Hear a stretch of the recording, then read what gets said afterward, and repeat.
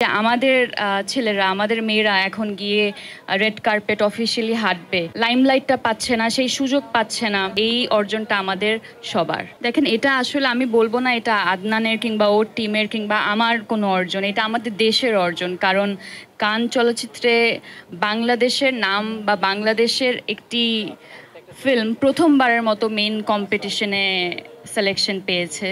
এটা অনেক বড় একটা ব্যাপার। এই যে আমাদের ছেলেরা আমাদের মেয়েরা এখন গিয়ে রেড কার্পেট অফিসিয়ালি হাঁটবে, এটা অনেক বড় একটা ব্যাপার।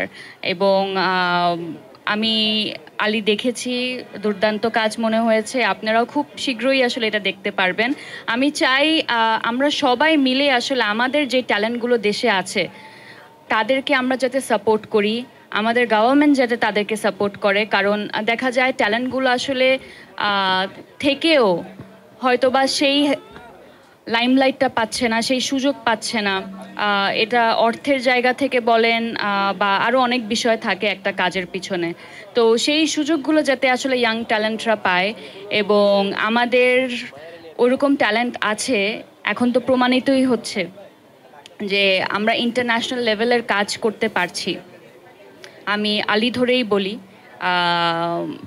এত এত দেশ, মানে আমি যতটুকু জানি 4,500-এরও বেশি শর্ট ফিল্মস জমা পড়েছিল কান চলচ্চিত্র ফিল্ম ফেস্টিভ্যালে। তো সেই জায়গা থেকে টপ 11-এ আমাদের দেশের একটি শর্ট ফিল্ম জায়গা করে নিয়েছে। এটা আমার জন্য, মানে আমি তো অবশ্যই অনেক অনেক খুশি। আমার মনে হয় এই অর্জনটা আমাদের সবার।